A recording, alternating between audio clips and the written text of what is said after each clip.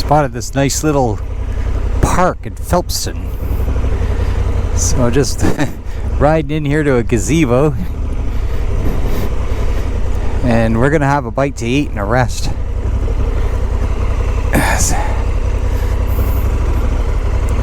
It's gonna be interesting. Never really done a lot of this on the grass stuff. Probably not really supposed to, but we're gonna park this in the shade, let her cool down a bit. And hopefully that'll be okay. Take a little break. Okay, so here we are. Nice little spot. We got a perfect day today. I mean, at least I'm starting this journey with good weather. It's like sunny and 20, not too windy, nice and dry. It's just absolutely gorgeous day. So I went as far as Phelpston here, and I'm starting to get really hungry because so far today all I've had is a cup of coffee this morning, and we were all getting ready to go, and so nothing else. So I thought, nope, this trip, I'm learning from my mistakes in the past. You have to make sure you could do good food choices, and you got to make sure that you eat properly, or you are going to feel like poop. So even though it seems pretty calm today, just sitting here on the edge of a field, you can see the wind is always going to blow across. So we still got a bit of wind. My windshield thingy doesn't seem to be holding up to it, like it just keeps folding. So I don't know, having some issues, but doing what we can. Anyway, what I'm going to do is heat up some ready-wise noodles and beef, because I want to have a good meal, and we're going to try this stuff and have noodles and beef, and then when that's boiled, I'm going to make some tea and have noodles and beef and tea, enjoy a meal, enjoy the view, and then we're just going to head out. So it's nice finding these little parks with nobody around. It's a lot better than some crowded pullover site. And yeah, we're going to enjoy a meal. Now this is just a cheap Canadian Tire brand, but that was not bad. I boiled some water and I let it sit 15 minutes, stirred it really well. Now the beef is like chunks of beef. It's like a cut up steak. It's not really like ground beef. But it's actually, it's okay. Beef's a little tough, but hey, it's better than junk food all the time. I got my tea. Had a nice lady come by. She tried to help me see if I could get into the washrooms there, but they're all locked up. What can you do? I'm not too desperate yet though. We'll find something after.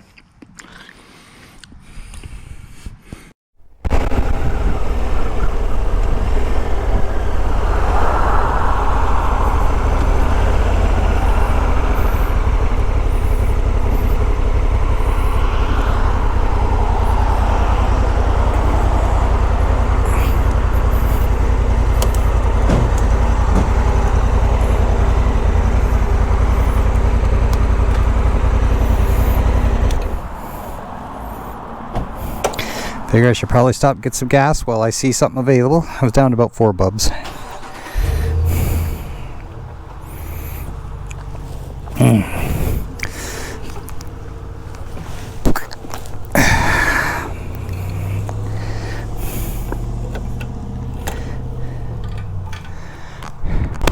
I do have to do some highway, some of the major highway, just to get past Aurelia. I ended up going the wrong way, so I had to turn around. So now I'm on the 400 going south.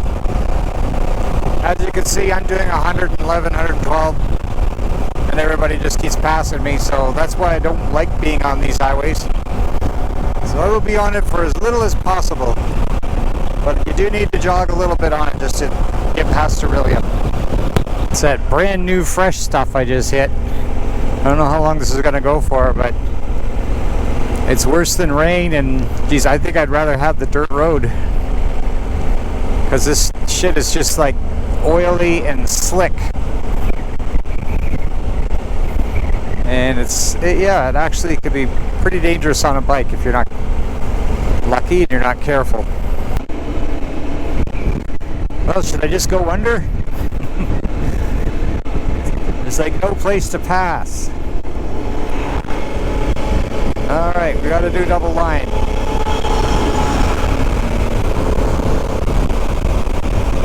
At least we're out of that oily shit.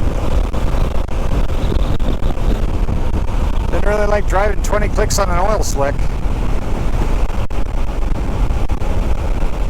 Crossing Highway 11, coming into Aurelia. So at least I didn't have to go on that monster. Bad enough, just on the 400 somebody almost ran me off. Anyway, it says I can go straight through here, so I think I'm on the right road. The one that goes across. Somebody actually waved. As you go east, you get less and less people that wave. I don't know if it's because, you know, bikers are just less friendly out there or what.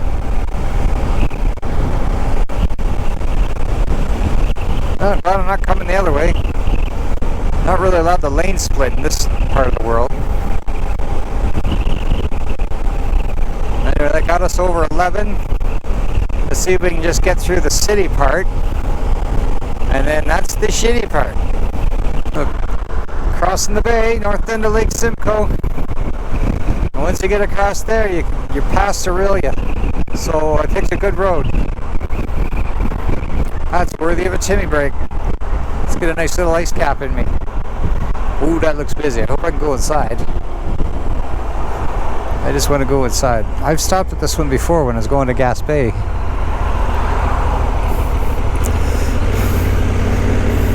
I remember it was one of my first real stops.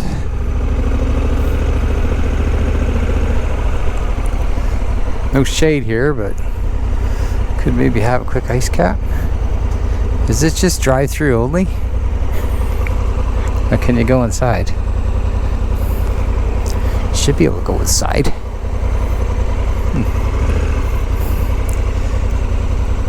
Should be able to go inside? Go here. There.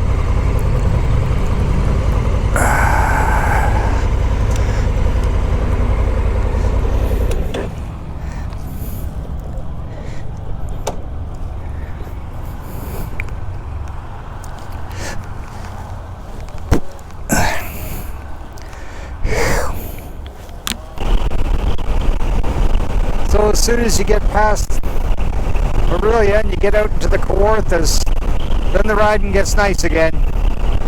Traffic gets better, the roads are nicer, scenery's better. You're away from all that rat race. So the next challenging traffic area will obviously be getting down Highway 7 and past Montreal, where that's always pretty much a zoo, trying to get through there and navigate the highways and traffic jams and everything else. And then once you're past that, then we get into the good stuff. So this is actually the first stop that we made on the scooter rally a few years ago with Kayla. So I'm not far from Peterborough. Not far out of Peterborough at all. This was our first stop in the morning, I remember this. Anyway, they had a decent, respectable bathroom. And I was thinking of going up there and just circling it with the drone, but there's a dude sitting up there, and we are in Ontario, the land of the anal, so probably wouldn't allow it. So I'm just going to keep moving on.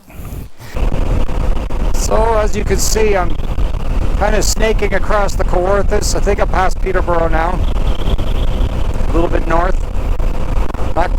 Didn't go to Highway 7. I wanted to pick all these nice little roads that are north of it that go through the Kawartha Highlands and whatnot.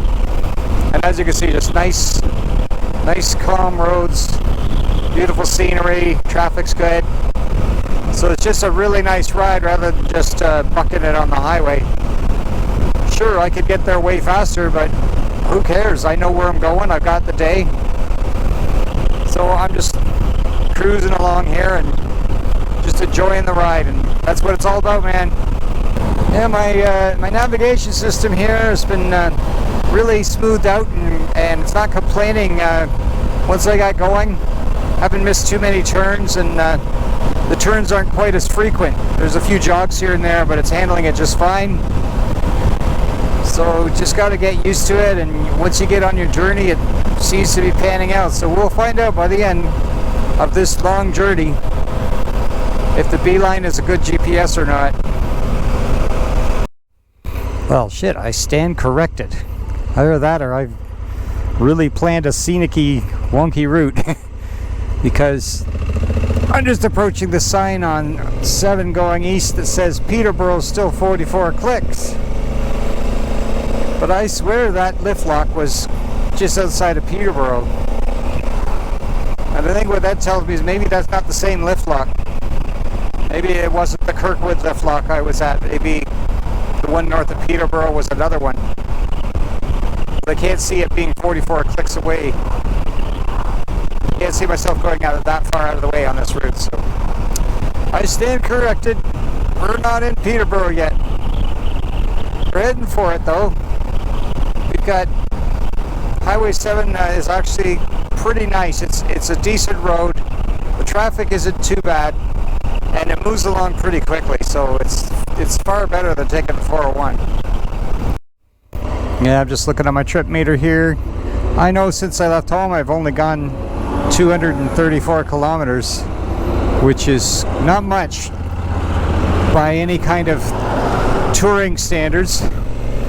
But because I took such a scenic route, it feels like a lot farther. I wasn't just on the highway and scooting down the highway like I am now. I was going all over the back roads and stuff, taking the scenic route. So it's taken me a lot longer than if I just booted it the fast way, of course. But that's okay. That's exactly how I wanted it. I must say I'm grateful for the cruise on this bike, because I don't like cramp busters. I think they're dangerous, and I don't like those locking devices and things that you put on your throttle. I don't think those are safe. You need to be in control in a split second of your throttle, in my opinion. But the cruise is nice because you're in complete control at all times. And then when you're on these long runs on the highway and you're just cruising like this at a steady speed, it's really nice to just be able to relax your wrist on your right hand and not have to constantly have it under tension. So my wrist is just like totally relaxed. Like, see, I don't have to do anything. It's just sitting there relaxed.